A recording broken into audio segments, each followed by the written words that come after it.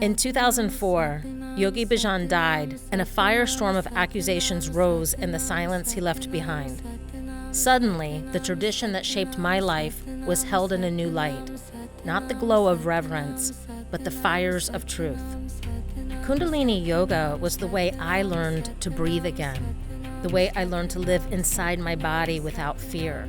It was my studio, my students, my service to the world. I could have walked away, but I knew my life had been directed to this practice for a reason.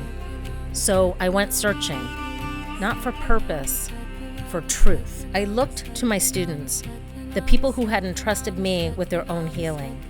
What I found in them was a library of living wisdom, historians and skeptics, scientists and poets, survivors and seekers, people who had spent their lives studying the body, the breath, trauma, energy, and consciousness. Together, we began to pull the thread, back through the history and temples, the hidden arts and suppression, the places where women's voices were removed from time. This is where we found her. This is where we found Kundalini. And the deeper we went, the clearer it became. Something had been missing for a very long time. What returned to me through this journey wasn't a teaching, but a remembering. Because this wasn't only about history of the outer world, it was about the union of our inner world. I started to see a mirror, and in that reflection, I understood that spirituality and science have always been describing the same observation from different perspectives. In the quantum field, nothing is separate. Everything influences everything. Reality is relationship. Energy is information. Consciousness is not outside the body, but it's braided through it. And suddenly, my investigation wasn't dismantling yoga, it was restoring it. Out of that restoration, a renaissance of this ancient modality began to form, not as a rejection of what came before, but a return to what was always meant to be whole, ancient feminine wisdom, Kundalini herself, and the quantum understanding of sacred union. This film is not about the collapse of a tradition, it's about the courage to walk into the fire, so what is true can survive, what is suppressed can rise, and what is divided can return to union, in us and through us. I didn't go searching to start something new.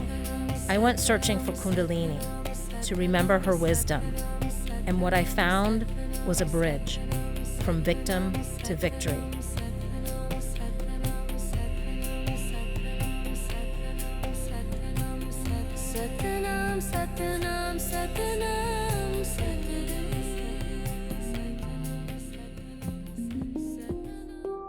I invited one of my students, Sahin Pravin, who is from Nepal, to share with me more about how the Naga are represented as a source of feminine wisdom in Nepal. So in Nepal, Naga is present many different ways. We seen in our community movement everywhere the Naga is like a water protection, water culture protections. Like in temple, you can see all the art in there. There's like doing puja, they're collecting the flower. All the women are sitting together, singing about the Naga power, and then creating that like mala, welcoming to Naga, plus all the women is making like different types of the jewelries. There is a many festival. That festival also everybody's practicing in that tradition to give the coming new generation, to teach them to what is the power of the Nagas. Patan Dhoka is where you can see the architect, like all that symbol of the Nagas.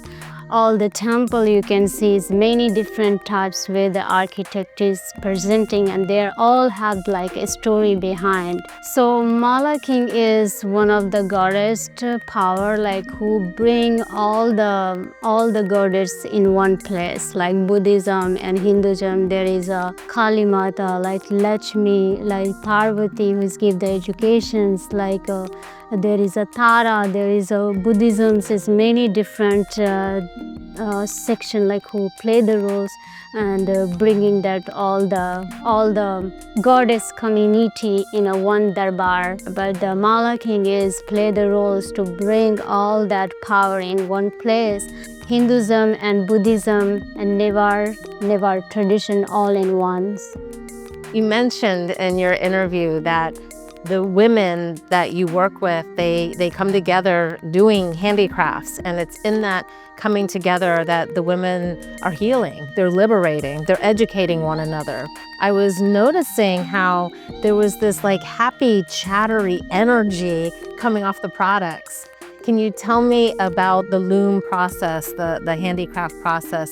We use that 100-year-old loom machines where we don't need electricity. And this yoga mat is produced by natural hemp fiber, and we collected from big factory the leftover upcycle materials.